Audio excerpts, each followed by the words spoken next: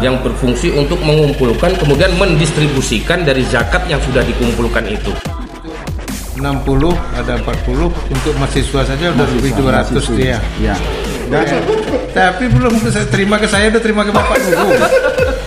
Kecamatan atau tiga yang kemarin itu kita masih terfokus di kecamatan Lembah Assalamualaikum Melintang. warahmatullahi wabarakatuh. Masyarakat Pasaman Barat yang berada di Pasaman Barat dan juga dalam perantauan yang menyaksikan atau melihat podcast kita ini, podcast Diskominfo Kabupaten Pasaman Barat. Kita kedatangan tamu istimewa pada hari ini, kedatangan orang yang berulang tahun, yaitu ulang tahun Basnas yang ke-22. Hadir bersama kita ketuanya langsung, yaitu Bapak Muzakir Muhajir Sarjana Hukum, didampingi anggotanya Bapak Muhammad Jamil Sarjana Hukum. Selamat sore Pak Ketua dan Pak Mas Jamil. Basnas ini baru berulang tahun kemarin, 22 tahun lagi. Artinya tanggal 17 kemarin kita sudah berumur 22 tahun. Nah, yang kami ingin tahu Pak Ketua, kenapa kok didirikan Basnas? Tentu ada dasar apa, asbabun nuzulnya ya, nuzulnya tentang pendirian ini. Silakan Pak Ketua. Sambil minum Mas Jamil. ya. Terima kasih Pak. Ini apresiasi di hari ulang tahunnya Basnas, berselang 11 hari kalau tidak salah, dengan selalu bersinergi. Amin. Amin ke depan. Terima kasih undangannya hari ini, sangat luar biasa. Kalau tadi pertanyaannya apa asbabun nuzul? Asbabun nuzul pertama itu adalah rukun Islam ketiga, berzakat. Dari 5 itu yang ketiganya, berarti yang paling beratnya juga setelah sholat ya. Setelah sholat. Sholat ini kadang juga luar biasa, bagaimana bisa maksimal. Nah, jadi khusus untuk zakat, karena ini ada rukun ketiga bagi mereka yang kira-kira menjalankan beribadah kepada Allah Subhanahu wa taala dan menunaikan kewajibannya. Sebenarnya tidak ada keterpaksaan mencari-cari alibi dan lain sebagainya gitu. Tapi memang karena menyadari sepenuhnya bahwa ini kewajiban yang ada harus ditunaikan. Ya. Agama Islam wajib dan penting, ini harus ditunaikan. Wajib dan penting, betul sekali. Nah, kemudian kenapa kok di Basnas namanya kita ini? Ya, jadi, kalau di agama kita kan apa namanya? Baitul Mal. Baitul Mal. Ya. Baitul Mal namanya. Di kita di Basnas kenapa nih? Jadi Basnas singkatan dari Badan Amil Zakat. Kalau di nasional Badan Amil Zakat Republik Indonesia. Kalau di kabupaten kita misalnya Pasaman Barat, Badan Amil Zakat Kabupaten Pasaman Barat. Jadi salah satu lembaga yang non struktural sesuai dengan perundangan yang ada, diberikan tugas secara penuh kepada penyelenggara. Ya, penyelenggara itu adalah amil. Amil zakat. Amil zakat yang telah ditugaskan baik di dalam konsep agama Islam, di dalam surat At-Taubah 60 dan PMA, dan juga ada peraturan perundangan nomor 23 tahun 2014. Ya, 2011. 2011. Mas Jamil. Ya. Fungsi utamanya apa nih? Kalau Basnas sesuai dengan yang disampaikan oleh Ketua tadi, bahwa Basnas itu ada tingkatan-tingkatan. Ada Basnas fungsinya. RI, Basnas Provinsi, ada Basnas Kabupaten Kota. Ya. Jadi fungsi daripada Basnas itu baik dari pusat, dari yang ada di pusat, mengumpulkan dan menyalurkan.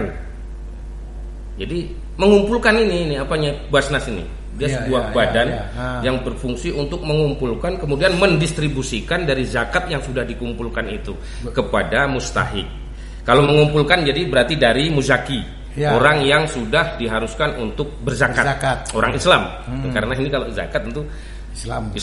Kita Karena tidak berbicara agama lain ini. Tidak. Jadi Ya. ini di Islam. Jadi di Islam itu ada rukun Islam yang ketiga itu adalah zakat. Zakat. Dan bahkan di dalam Al-Qur'an itu 82 kali disebutkan itu Pak Kadis. Zakatnya. Iya, beriring dengan perintah sholat. Iya. Oh ya, dirikan sholat bayar zakat. Aqimis sholah wa atuz zakat. Iya. Itu 80 kali ditemukan di dalam Al-Qur'an. Begitu perintah pentingnya. Itu beriring. Begitu pentingnya. Begitu pentingnya zakat. Oleh sebab itu makanya di Indonesia karena mayoritas penduduknya rakyat di NKRI ini orang Islam, maka perlu didirikan Badan Amil Zakat Nasional. Nah, yang namanya kalau kita sekarang Basnas, Badan Amil Zakat Nasional. Kalau di apa itu di Timur Tengah apa namanya Baitul Mal. Kalau di zaman Rasulullah dulu Baitul Mal. Jadi bisa bertujuan juga program pemerintah ini mengentas kemiskinan ini ya. Tepat sekali Pak Kadis. Nah, jadi dalam pengentasan kemiskinan ini kan ini dalam rangka bahwasanya Islam itu sebenarnya sudah kompleks gitu. Iya. Dalam rangka pengentasan kemiskinan itu ada di situ zakat. Zakat itu berarti orang yang mampu bisa membantu kepada orang yang miskin. Tidak mampu, orang miskin. Tapi orang yang mampu itu rezekinya diberikan oleh Allah. Ada sebagian dititipkan oleh Allah rezeki orang lain dan itu harus itu dibayarkan. Bahasa kitanya kan wajib. Ya kalau kita makan dosa gitu. Oh iya. Makanya fungsi daripada zakat itu untuk membersihkan harta rezeki kita dan membersihkan diri. Nah, itu fungsinya. Begitu empat fungsi sebenarnya. Sosial KMA tadi itu perencanaan, pengumpulan, sekaligus penataannya dan pelaporan. Ada 4 fungsi. Ya, Pak Ketua. Di Pasaman Barat ini Pak Ketua, engkau mengumpulkan uang. Kita kan tidak boleh terima uang dari non-Islam. Apa boleh? Kalau kita sesuai dengan konsep ayat At-Taubah tadi, khudh bi amwalihim shadaqatun wa tutahhiruhum dan seterusnya. Nah, ini targetnya itu adalah khusus umat Islam. Khusus umat Islam. Kalau ada pun yang nyumbang terima juga. Ya, bahkan pendistribusiannya pun itu memang sesuai dengan 8 asnaf, memang terikat. Konsep yang 8 asnaf ini kepada ada ketentuan-ketentuannya. Ada ketentuannya. Yang miskin, yang 7 ya. 8 dengan amil. Betul. Di kita apa-apa aja programnya yang ada. Ya, kalau di untuk pendidikan misalnya. Sebenarnya bukan hanya di Pasaman Barat. Jadi memang nasional, cuman untuk yang kita laksanakan Pasaman Barat Cerdas itu bidang pendidikan. Apa-apa intervensi pendidikan kita tuh. Ini banyak juga kategorinya, ada beasiswa ada. Beasiswa berarti untuk anak SLTA, SLTP, contoh SD. Betul sekali. Misalnya kita ada berapa perguruan tinggi di Pasaman Barat? Mulai dari perguruan tinggi beasiswa tuh. Jadi misalnya Basnas Kabupaten Pasaman Barat di tahun 2021 ya, itu kita salurkan misalnya Yaptip. Ada kuotanya, ada Yaptip, ada Yapas, ada UBK Ujung Gading, dan ada apa namanya? Perawat Akbit. Itu komposisinya variasi. Ada 60, ada yang 60 apa nih? 60 orang. 60 orang. Per orang berapa? Per orang itu ada 1 juta, ada yang 1,5 juta. Jadi ketentuannya ada juga, memang sesuai dengan SOP yang ada. Ya, berarti itu 60, ada 40 untuk mahasiswa saja udah lebih 200 dia. Ya. Dan untuk SMA? Ya. Ada. Jadi untuk Pasaman Barat Cerdas ini memang mereka yang ber-KTP di Pasaman Barat, baik yang perguruan tinggi dalam Pasaman Barat, Sumatera Barat, nasional maupun luar negeri. Asal KTP-nya Pasaman Barat. Dan dia termasuk orang miskin. Termasuk orang tidak mampu dan miskin. Miskin dan tidak mampu. Ya. Maka dia berhak ajukan. Punya hak untuk itu. Dan waktu pengajuannya kapan itu? Pengajuannya silakan kapan saja. Ya. Kapan saja. SMP juga. SMP, SD, yang SMA kuotanya itu yang terbesar itu adalah provinsi. Itu Pasaman Barat. Ya, cerdas. Pasaman Barat Cerdas ini. Pasaman Baratnya sehat gimana nih Mas? Ini nampak ini Pak Kadis pandai membagi-bagi ini. Jadi Yang kedua ada namanya pasbar. Tapi yang jelas ini sehat. tidak uji apa namanya? Uji materi itu. Apa itu? Iya. Jadi ada yang kedua itu ada pasbar sehat. Sehat. Pasbar sehat Ya, ini intervensinya kita. Ya, jadi di pasbar sehat itu ada nanti masyarakat Pasaman Barat seperti apa juga syaratnya harus KTP Pasaman Barat tadi. Syarat KTP Pasaman Ya. Barat. Jadi di pasbar sehat ini nanti Basnas menyalurkan zakat itu kepada masyarakat yang memang kategorinya di sana ada tergolong kepada mustahik, fakir dan miskin. Ya. Nah, di sana dia diberikan fasilitas untuk berobat. Ya, biaya berobat itu Biaya berobat ya diapakan oleh Basnas. Cuman apanya juga bervariasi Pak Kadis. Oh, main paket sama kita. Ya, Main jadi paket. bervariasi juga. 2022 Basnas sudah ada kerjasama dengan RSUD Kabupaten Pasaman Barat. Jadi kita apa sudah yang kita bantu tuh? kita di 2022 itu kita anggarkan 400 juta dana dari zakat yang ada di Basnas ini untuk disalurkan kepada mustahik melalui RSUD. Ya. Langsung RSUD yang mengapakan ini kepada Itu mustahik. seluruh biaya ditanggung atau per paket? Sakit ini sekian, sakit ini sekian.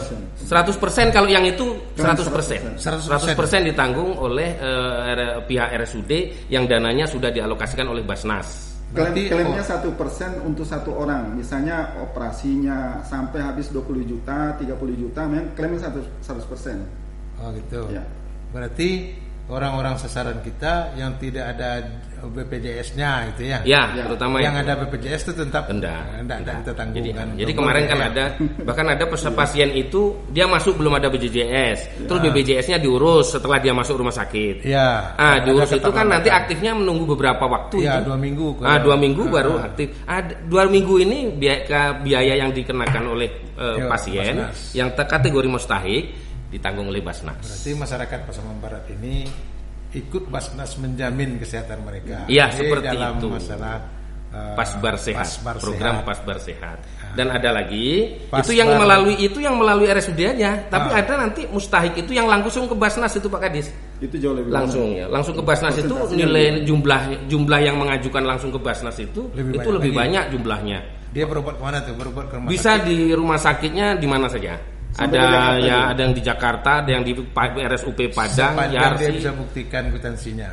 Ya, betul. Ya. Nah, jadi kalau yang itu dananya kita batasi sesuai dengan biaya pengobatan. Pengobatan dia habisnya berapa dan kita tidak terlepas dari SOP yang ada. Jadi ada persen apa yang bisa kita bantu dari Basnas. Berarti di rumah sakit RSUD kita kerjasama dan di luar itu boleh datang pula ke kantor kita. Ke kantor Basnas. Bagi yang mustahik, Fakir yang berobat itu fakir dan miskin. fakir dan miskin. Ah. Ya. Kalau yang kaya tentu enggak. Yang kaya itu muzaki, dia yang harus Dia yang berzakat ke Basnas. 2,5%. Wah, iya. Iya. 2,5% itu Termasuk- kalau apa? 2,5% itu kalau dari pendapatan gaji profesi namanya. Kalau emas Tapi kalau berapa? yang petani, kalau emas 2,5%. Ya. Kalau sudah satu nisab dan satu aulnya cukup. Iya. Tapi kalau yang dari pertanian, itu 5% Ya, dan karena 10% kalau nanti proses pengerjaannya itu tidak melalui Irigasi. tidak diirigasi, tidak ada penyemprotan 10%, perawatan ya. 10%. Berarti Tapi kalau semua Pasaman sama Barat, ya dari sana aja. Tapi kalau Pasaman Barat umumnya ada dikelola secara apanya di sini sehingga itu rata-rata apanya 5%. Itu kalau yang dari pertanian. Ya. Pasbar maju nih Pak Ketua. Ya. Peran kita apa nih? Intervensi kita Pasbar maju. Pasbar Dunia maju. usaha tuh umumnya kan. Kalau saya Oh iyalah, Pak Ketua nanti Jadi- Mas juga diborong-borong nanti. Betul. Jadi Pasbar Maju, terima kasih. Sebenarnya ini sangat luar biasa ini. Kami di kepengurusan baru 1 tahun berjalan Pak Jamil ya. Iya. Ini apresiasi hentakan dari stakeholder yang ada. Stakeholder. Yang ada di Pasaman Barat. Kenapa? Karena memang berhimpunnya stakeholder ini membuat lancarnya beberapa kebijakan-kebijakan. Misalnya salah satunya, dan memang kami sadari kalau Basnas otoritasnya Basnas sendiri berjalan sendiri itu lumpuh. Kenapa? Ya kita lihat sekarang kan muzakinya itu kan nyaris hampir 3.000 ya. Iya. Kurang lebih itu semuanya totalnya itu dari ASN. Dari ASN. ASN. Makanya di karena menyadari hal seperti itu, potensi yang masih belum tergali di ASN ini sungguh sangat banyak, belum lagi yang non ASN. Sehingga kami koordinasi dengan pihak-pihak terkait, Polres, TNI, terus kejaksaan dan lembaga-lembaga vertikal yang lain, termasuklah yang terakhir kemarin dengan DPRD, anggota DPR, Komisi 4 sebagai mitra strategisnya kami juga, sekali dua kali, sehingga di injury time-nya itu menghasilkan rekomendasi dari Basnas dengan hearingnya kami itu, ya DPRD sangat menyambut keluhan kami. Salah satunya itu ada 18 PT yang ada di Pasaman Barat. Nah, itu kan kita bercerita tentang sumber dana. Ya. Yang tentang Pasbar Maju nih, tentu ada bantuan ekonomi, bantuan perumahan, bantuan apa aja proyeknya. Itu Pasbar Sejahtera itu Pak Kadis. Oh, Pasbar Sejahtera. Iya, programnya kita alihkan pertanyaan Pasbar Sejahtera. Iya. Jadi sebenarnya dari situ kan baru muncul ini sumber-sumber potensi zakat itu. Akhirnya kan karena dengan beberapa upaya itu, ya DPRD kolaborasi dengan Basnas dan Pemda, sehingga ada dana-dana yang bisa potensi dana dari BUMN ini untuk dimaksimalkan untuk fakir miskin. Ya, kalau sumbernya yang belum tergarap tentu istilahnya karyawan-karyawati yang ada di BUMN, perusahaan, instansi vertikal, pertahanan kan, BNK udah. Nah, itu kemana juga itu. Ya, tentu kalau itu diupayakan ditambah dengan karyawan perusahaan, itu sudah 2 kali lipat dari pegawai negeri itu. Betul. Kalau sekarang ini dapatnya adalah berapa ribu pegawai negeri? 3.000. 4.000 ya. 4.000 pegawai negeri itu dikumpulkan yang terikat seperti itu udah jadi 8.000-an tambahnya kan. Berarti udah 12 ribuan. Tambah kesadaran pribadi-pribadi orang-orang kita ini kan semuanya bayar zakat ini. Pak Cuma cenderung termasuk Pak Kadis. Iyalah. Dipotong langsung. Ya. Tapi belum terima ke saya, udah terima ke Bapak dulu. Karena kita ngitung ekornya lagi kan. Basnas zakat katanya kan. Jadi yang di orang-orang yang mampu masyarakat kita ini cenderung memberikan zakat ke keluarganya kan. Iya. Kalau ini bisa kita tarik semuanya, itu lebih sejahtera lagi kan. Ini sebenarnya termasuk problem kami karena memang udah menjadi style yang tadi itu ya. Jadi kebiasaan mereka selama ini kan, ya ada keluarga kami, ada misalnya 10 juta mengasih gitu kan, 100 ribu, 200-300 ribu. Pertanyaannya, yang mengangkat posisi sebagai amil siapa? Jadi kalau bukan kategori zakat, yang orang-orang tua kita dulu kan gitu tuh. Oh, saya udah berzakat, padahal bukan zakat, statusnya jatuhnya infak. Oh, berarti itu tidak dikatakan zakat jadinya? Bukan. Oh, berarti zakat. Ini yang belum tahu orang nih. Iya. Ini kalau zakat itu harus diserahkan ke amil, baru dinamakan zakat. Kalau kita, sebenarnya Basnas ini kan ada UPZ. Ya. Unit pengumpul zakat ini bisa di mana saja.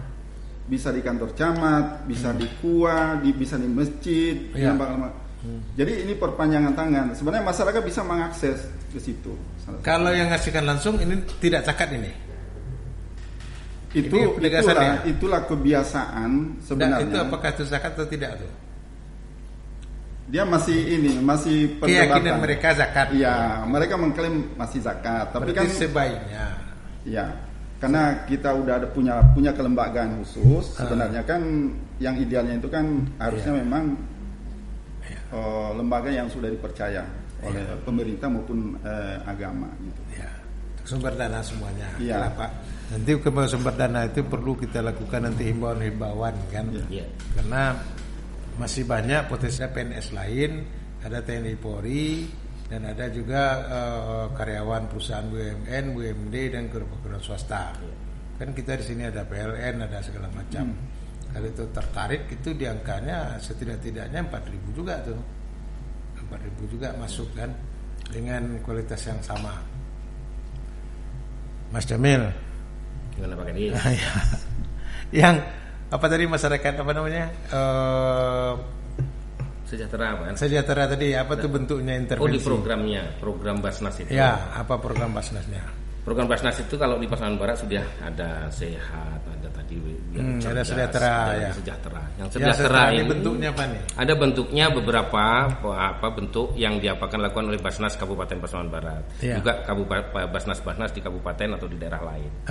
Contoh, Basnas Sejahtera itu memberikan tambahan modal usaha bagi masyarakat miskin yang udah punya usaha. Contoh, berarti jualan gorengan, jualan lontong, pokoknya kan gitu, usaha kecil. Yang dibantu tentu garis besarnya orang miskin ya.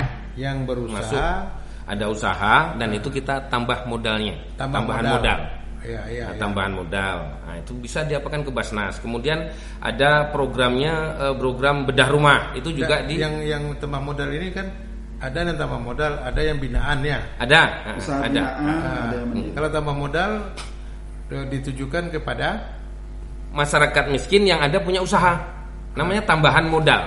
Ya kan? Tambahan kalau modal. yang tadi binaan? Kalau yang binaan itu memang masyarakat yang dia punya skill, ya. Ada masyarakat dia statusnya atau dia pernah bekerja dan dia mungkin usahanya bangkrut atau apa dan dia posisi miskin apa. Ini juga karena dia punya skill bisa kita nanti kita bina. Skill dia apa? Contoh di Pasaman Barat ini kita mulai ada program binaan ini di tahun 2022 kemarin. Kita sudah yang pertama kita alokasikan 300 juta kemarin untuk binaan ini. Ada yang dia punya skill pandai masak. Pandai masak kita apakan untuk bikin rumah makan. Udah. Contohnya. Dan kemarin waktu kita ulang tahun itu pengadaan makan itu kita pesan di usaha binaan yang kita bina. Udah berapa banyak nasi bungkusnya? Yang dibina tuh? Udah berapa banyak yang dibina tuh? Kalau yang dibina kemarin itu baru 30 mustahik. Banyak tuh. Tahun ini ya, karena tapi nilainya masih kecil-kecil, sedikit. Bidang-bidangnya ada di bidang seperti tadi bikin pertanian, ada pertanian, ada rumah makan apa tadi Ampera ya, Ampera. Kemudian ada berkedai ada, terus kemudian ada yang untuk pembuatan ikan asin yang ada di pantai Sasa. Nah, itu juga ada yang kita bina untuk ikan asin ini Pak Kadis. Kemudian ada juga kemarin itu yang kita bina untuk jualan jualan ringan ya, seperti ada teh telur, mie rebus, warung yang apa itu gitu kita bina juga. Itu ada. Sudah 30 mustahik yang sudah kita pakai. Ada ternak sapi, ada ternak itik. Itu kita jadi bina. Semuanya yang menyangkut ekonomi mereka bisa untuk mengadu ke Basnas. Tapi ada syarat-syaratnya. Syarat-syaratnya miskin. Ya. Tidak mampu. Terus kalau yang binaan ini memang ini khusus ini Pak Edi. Ada kriteria khusus. Dia memang harus punya skill. Kalau tidak punya skill kita tentu tidak bisa mengapakan itu. Satu. Yang kedua dalam pemerataan, karena Pasaman Barat ini panjang wilayahnya luas. Ya pemerataan mungkin sekarang ini kan satu kecamatan, mungkin dalam satu kecamatan itu baru bisa kita bikin dua per kecamatan atau 3 yang kemarin itu kita masih terfokus di kecamatan Lembah Melintang. Itu yang usaha. Ya. Kemudian yang tidak punya rumah. Nah, kalau yang tidak rumah itu ada namanya program bedah rumah. Bedah rumah ya. Bedah rumah. Alhamdulillah 2022 kita kemarin alokasikan 1,6 miliar untuk bedah rumah masyarakat yang punya rumah tapi rumah tidak layak huni. Itu kita bedah. Kita alokasikan 2022 itu 1,6 miliar dengan jumlah 80 mustahik. Wish, banyak tuh ya. 80 mustahik. Satu mustahik itu 20 juta rupiah. 20 juta. Ya, 20 juta itu untuk material. Upah tukangnya mereka lah. Mereka itu sebagai swaklola. Tapi kalau yang juga dia nggak ada upah tukangnya, ya saya kadang-kadang koordinasi lah dengan Nagari, dengan Jorong, ada organisasi dengan mitra yang lain gitu. Itu bantunya. Ya, kemarin di Kinali contohnya, gotong royong. Karena saya punya banser turun bantu ibu ini mustahik ini untuk gotong royong bikin rumah. Di Opir juga seperti itu dengan TNI Polri.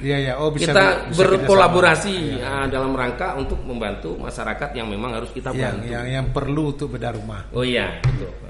Dan mudah-mudahan kita anggarkan lagi di 2023 ini 80 unit lagi. Untuk 2 tahun ini. Untuk tahun ini, tahun 2023. Bisa nggak nyambung? Yang kemarin dapat, hari ini dapat juga. Oh ya, nggak bisa. Nggak, pemerataan ini Pak Kadis. Iya. Jadi yang sudah, cage gitu. Cuman ini nanti dalam rangka untuk penanggulangan kemiskinan ini, yang sudah itu masih bisa ngajukan, pokoknya nanti di binaan, usaha, bikin usaha bisa. Satu lagi yang lain gitu. Ini dilanjutkan makin menarik nih. Tapi waktu juga nih. Satu lagi Pak Ketua. Siap. Bencana alam kemarin apa sih yang kita intervensi? Yang di gempa Kajai. Yang ke Bajai. Jadi pertama ke Pasaman Basnas Pasaman Barat ada dapur umum, ada pelayanan kesehatan, dapur umum dan kesehatan. Ya. Juga ada namanya permainan anak-anak itu healing apa namanya? Trauma healing. Terus ada bantuan rumah ya, Huntara. Berapa kita? Sekitar berapa? Huntara yang sudah kita apakan kemarin khusus ada 51 rumah unit yang sudah. Tapi besok yang dari pusat masih ada itu 30 unit. Tapi sekarang masih yang sudah kita bangun ada 51 unit. Yang murni dari Pasaman Barat. Huntara atau Huntap? Huntara kalau yang lalu ya, berapa sekian bulan yang lalu kita selesai. Huntara dengan indeks berapa satu? Satu kita kisaran 14 jutaan. Udah hampir dengan Huntap tuh ya. Dan 14 juta. Kan kuota untuk Basnas kami gitu Pak Kadis. Jadi yang untuk provinsi, tambah provinsi berapa kemarin? 10 ya. 10 lagi tambahnya. 26 Huntara, tambah yang untuk pusat, untuk sekarang ini sedang pelaksanaan pengerjaan, proses berjalan. Karena asesmen kita dari awal gitu ya, karena memang harus ditelisik lagi, ini update terbaru gitu kan. Itu dari 60 kita usahakan dari pusat itu menurunkan 30 dulu. 30 unit rumah, 4 masjid dan 4 MCK. Masjid juga? Ada masjid. Berapa indeksnya? Kalau masjid berapa?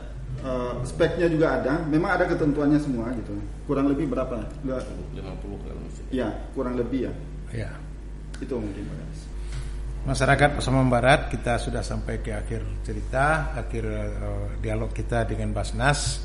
Kita masuk ke arena statement, kesempatan untuk ketua menyampaikan himbauan secara ringkas kepada masyarakat. Nanti bergantian langsung oleh Mas Jamilnya. Silakan Pak Ketua. Terima kasih Pak Kadis. Assalamualaikum warahmatullahi wabarakatuh kepada masyarakat Pasaman Barat. Kami dari Basnas siap menampung dari para agnia, musinin atau yang mempunyai kekayaan lebih sesuai dengan hitungan zakat. Mari bersama dengan Basnas membangun kekuatan umat di tengah masyarakat dengan tujuan pengentasan kemiskinan. Terima kasih. Assalamualaikum warahmatullahi wabarakatuh. Kami sampaikan kepada masyarakat Pasaman Barat, jangan lupa dengan Basnas untuk berzakat supaya lebih manfaat dan berdaya guna bagi masyarakat Pasaman Barat. Terima kasih. Terima kasih Pak Ketua, Mas Jamil. Baiklah masyarakat Pasaman Barat, kita bisa menarik kesimpulan bahwasanya yang pertama, zakat ini adalah wajib untuk kita umat Islam karena kita tentu masuk rukun. Kemudian ada amil dalam ajaran agama kita, maka dilaksanakan oleh Basnas, dan Basnas Pasaman Barat telah menyentuh seluruh sisi kesehatan, sisi sosial, sisi pendidikan dan bencana kemarin ini. Tanggap peduli bencana. Baiklah, wabillahi taufiq hidayah. Assalamualaikum warahmatullahi wabarakatuh. Waalaikumsalam.